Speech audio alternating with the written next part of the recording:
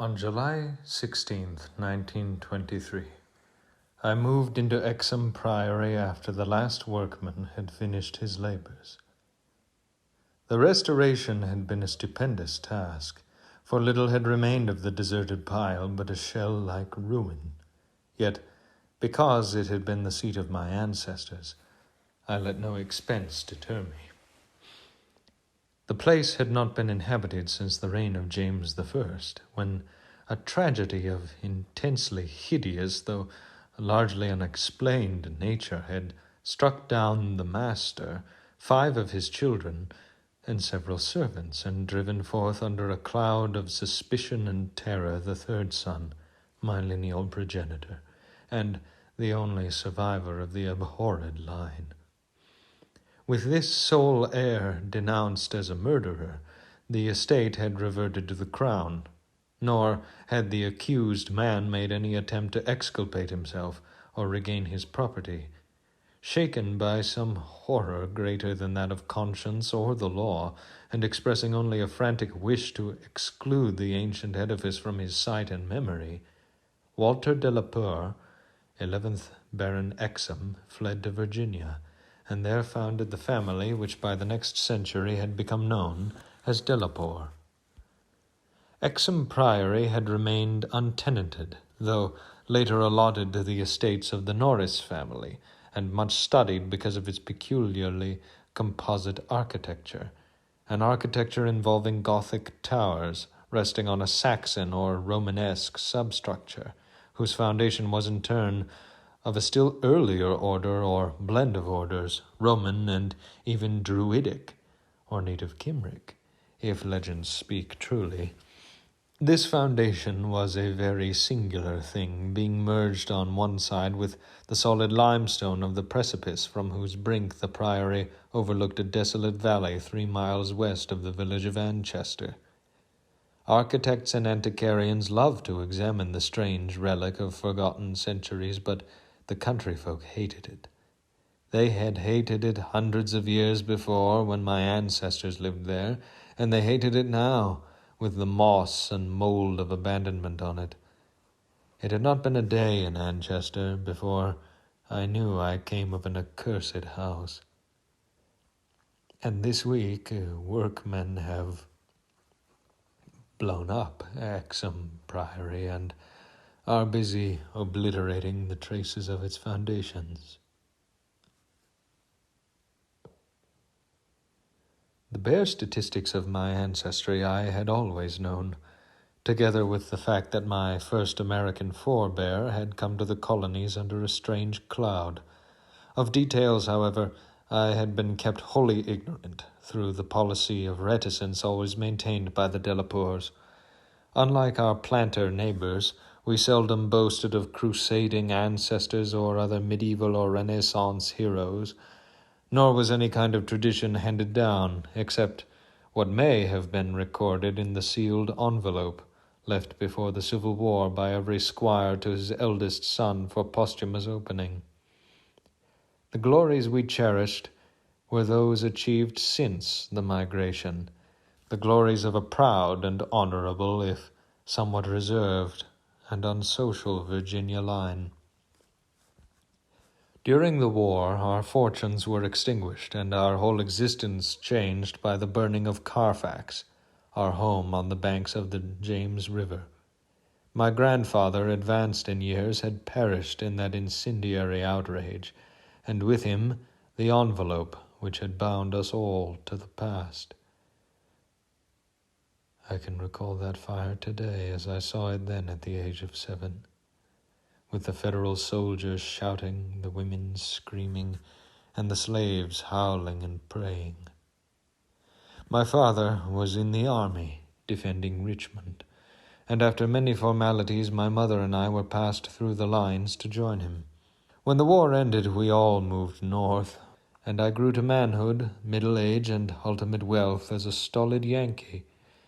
Neither my father nor I ever knew of what our hereditary envelope had contained, and as I merged into the grayness of Massachusetts business life, I lost all interest in the mysteries which evidently lurked back in my family tree.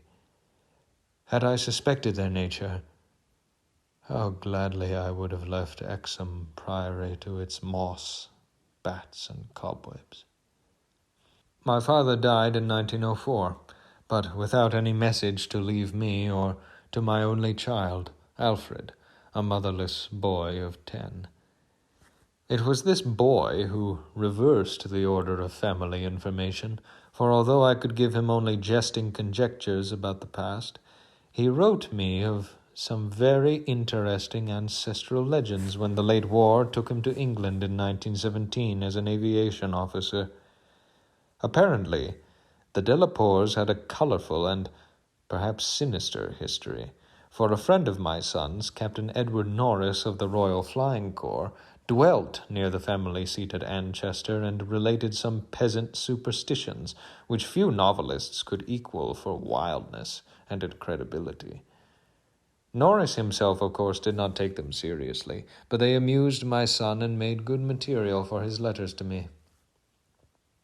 It was this legendary which definitely turned my attention to my transatlantic heritage and to purchase and restore the family seat which Norris showed to Alfred in its picturesque desertion, and offered to get for him at a surprisingly reasonable figure, since his own uncle was the present owner.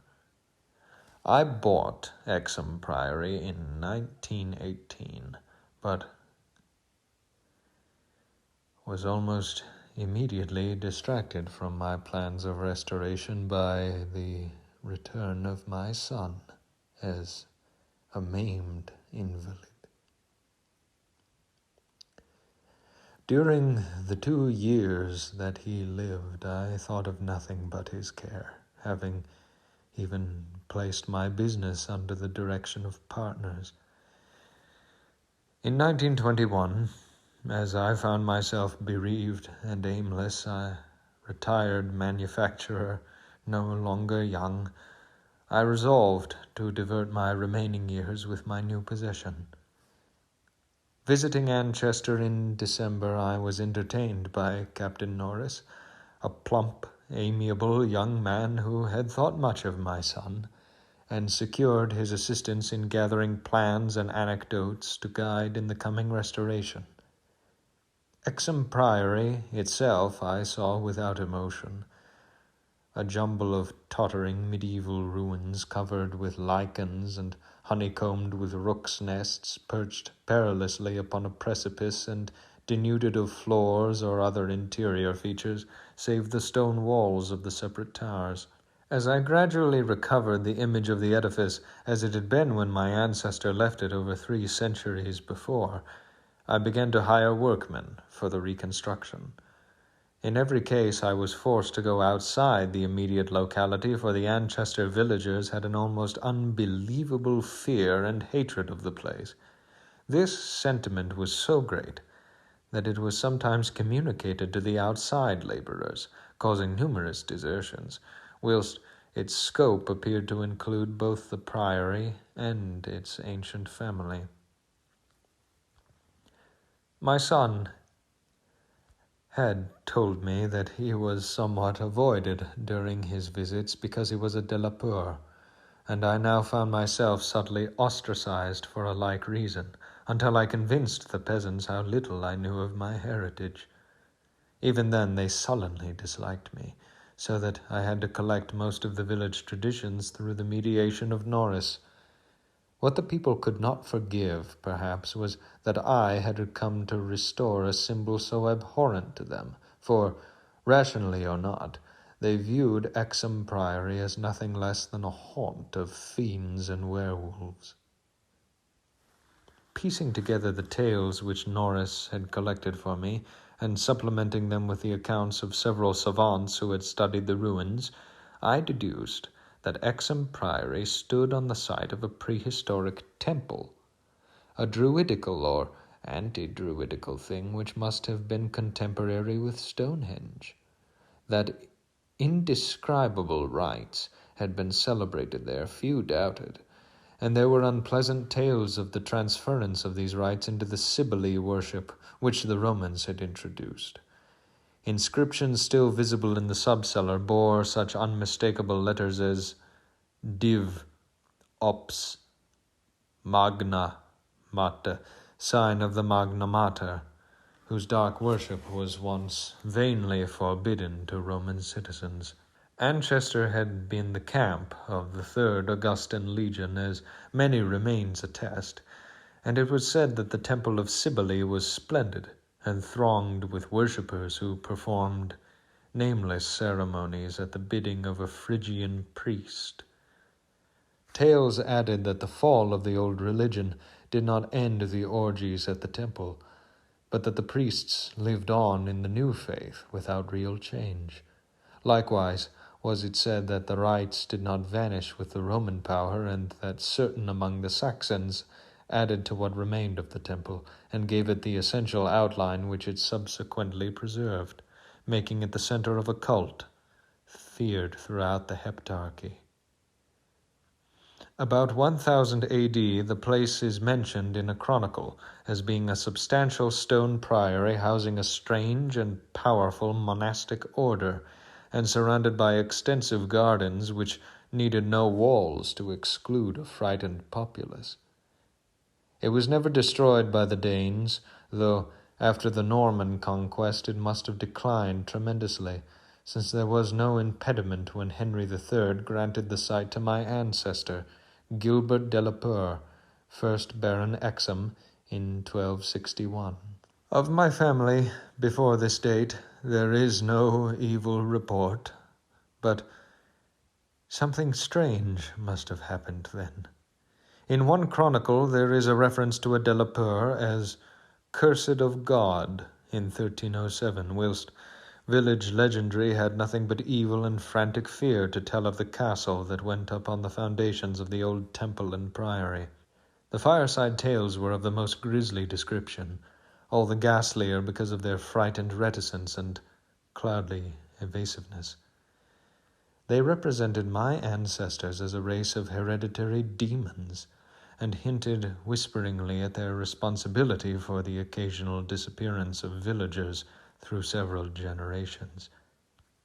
The worst characters, apparently, were the barons and their direct heirs. At least, most was whispered about these. If of healthier inclinations, it was said, an heir would early and mysteriously die to make way for a more typical scion. There seemed to be an inner cult in the family, presided over by the head of the house, and sometimes closed except to a few members. Temperament, rather than ancestry, was evidently the basis of this cult, for it was entered by several who married into the family. Lady Margaret Trevor from Cornwall, wife of Godfrey, the second son of the 5th Baron, became a favorite bane of children all over the countryside, and the demon heroine of a particularly horrible old ballad not yet extinct near the Welsh border. Preserved in balladry too, though not illustrating the same point, is the hideous tale of Lady Mary de la Peur, who shortly after her marriage to the Earl of Shrewsfield was killed by him and his mother, both of the slayers being absolved and blessed by the priest, to whom they confessed what they dared not repeat to the world. These myths and ballads, typical as they were of crude superstition, repelled me greatly. Their persistence and their application to so long a line of my ancestors were especially annoying, whilst the imputations of monstrous habits proved unpleasantly reminiscent of the one known scandal of my immediate forebears, the case of my cousin, young Randolph de la Peur of Carfax, who went among the Haitians and became a voodoo priest after he returned from the Mexican War.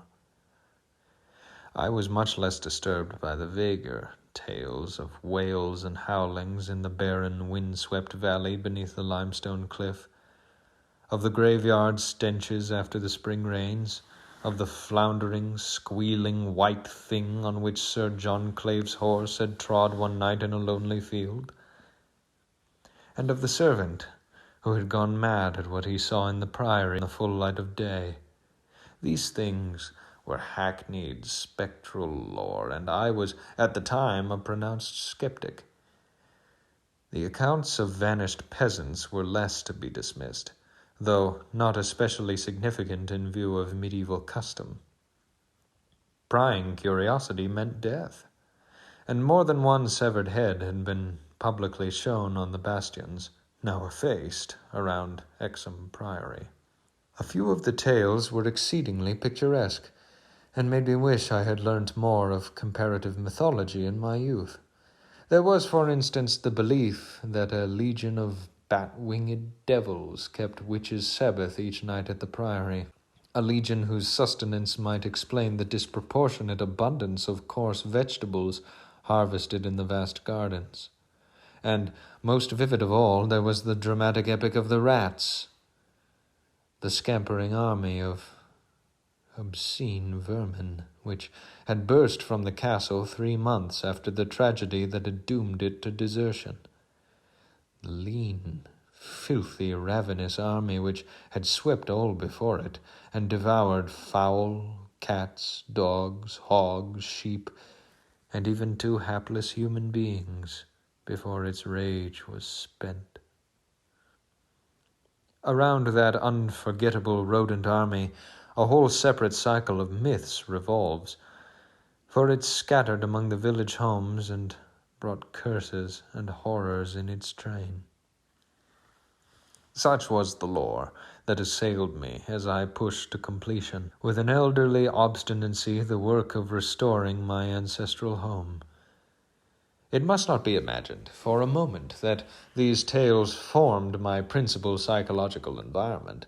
On the other hand, I was constantly praised and encouraged by Captain Norris and the antiquarians who surrounded and aided me.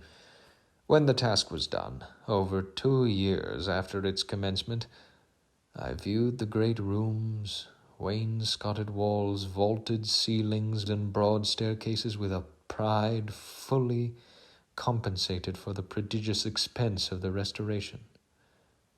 Every attribute of the Middle Ages was cunningly reproduced, and the new parts blended perfectly with the original walls and foundations.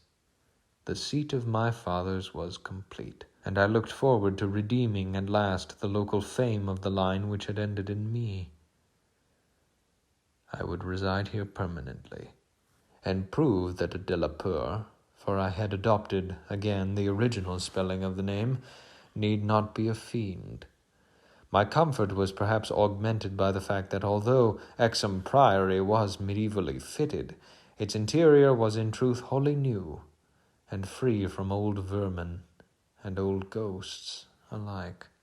As I have said, I moved in on July 16th, 1923. My household consisted of 7 servants and 9 cats. My eldest cat was 7 years old and had come with me from my home in Bolton, Massachusetts. The others I had accumulated whilst living with Captain Norris's family during the restoration of the priory.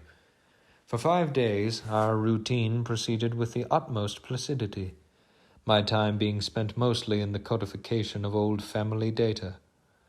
I had now obtained some very circumstantial accounts of the final tragedy and flight of Walter de la Peur, which I conceived to be the probable contents of the hereditary paper lost in the fire at Carfax.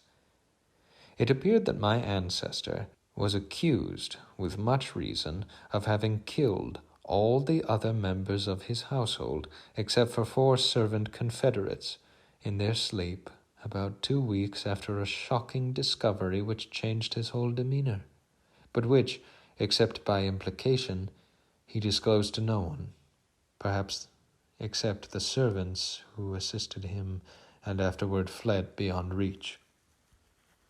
This deliberate slaughter, which included a father, 3 brothers, and 2 sisters, was largely condoned by the villagers, and so slackly treated by the law that its perpetrator escaped honored, unharmed, and undisguised to Virginia, the general whispered sentiment being that he had purged the land of an immemorial curse. What discovery had prompted an act so terrible, I could scarcely even conjecture. Walter de la Peur must have known for years of the sinister tales about his family, so that this material could have given him no fresh impulse. Had he, then, witnessed some appalling ancient rite, or stumbled upon some frightful and revealing symbol in the priory or its vicinity. He was reputed to have been a shy, gentle youth in England. In Virginia he seemed not so much hard or bitter as harassed and apprehensive. He was spoken of in the diary of another gentleman adventurer, Francis Harley of Bellevue, as a man of unexampled justice, honor, and delicacy. On July 22nd occurred the first incident, which, though lightly dismissed at the time, takes on a preternatural significance in relation to later events. It was so simple as to be almost negligible, and could not possibly have been noticed under the circumstances, for it must be recalled that since I was in a building practically fresh and new except for the walls, and surrounded by a well-balanced staff of servitors, apprehension would have been absurd, despite the locality. What I afterward remembered is merely this, that my old black cat, whose moods I knew so well, was undoubtedly alert and anxious to an extent wholly out of keeping with his natural character. He roved from room to room, restless and disturbed, and sniffed constantly about the walls which formed part of the old Gothic structure. I realize how trite this sounds, like the inevitable dog in the ghost story, which always growls before his master sees the sheeted figure. Yet I cannot consistently suppress it. The following day, a servant complained of restlessness amongst all the cats in the house. He came to me in my study, a lofty west room on the second story, with groined arches, black oak paneling, and a triple Gothic window overlooking the limestone cliff and desolate valley. And even as he spoke, I saw the jetty form of my cat creeping along the west wall and scratching at the new panels which overlaid the ancient stone. I told the man that there must be some singular odor or emanation from the old stonework, imperceptible to human senses, but affecting the delicate organs of cats. And when the fellow suggested the presence of mice or rats, I mentioned that there had been no rats there for 300 years, and that even the field mice of the surrounding country could hardly be found in these high walls, where they had never been known to stray. That afternoon I called on Captain Norris, and he assured me that it would be quite incredible for field mice to infest the priory in such a sudden and unprecedented fashion. And that night, dispensing as usual with a valet, I retired in the west tower, reached from the study by a stone staircase and short gallery, the former partly ancient and the latter entirely restored. This room was circular, very high and without wainscoting, being hung with arras which I had myself chosen in London. Seeing that my cat was with me, I shut the heavy Gothic door and retired by the light of the electric bulbs which so cleverly counterfeited candles. Finally switching off the light and sinking into the carved and canopied four-poster, with the venerable cat in his accustomed place across my feet, I did not draw the curtains, but gazed out at the narrow north window which I faced. I must have fallen quietly asleep, for I recall a distinct sense of leaving strange dreams, when the cat started violently from his placid position. I saw him in the faint auroral glow, head strained forward, 4 feet on my ankles and hind feet stretched behind. He was looking intensely at a point on the wall, somewhat west of the window, a point which to my eye had nothing to mark it, but toward which all my attention was now directed. And as I watched, I knew that my cat was not vainly excited.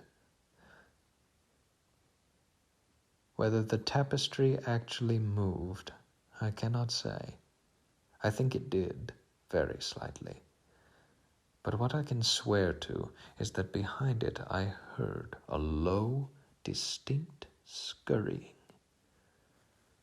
as of rats or mice. In a moment, The cat had jumped bodily from the screening tapestry, bringing the affected portion to the floor with his weight, and exposing a damp, ancient wall of stone, patched here and there by the restorers, and devoid of any trace of rodent prowlers. My cat raced up and down the floor by this part of the wall, clawing the fallen tapestry and seemingly trying at times to insert a paw between the wall and the oaken floor. He found nothing, and, after a time, returned wearily to his place across my feet. I had not moved, but I did not sleep again that night.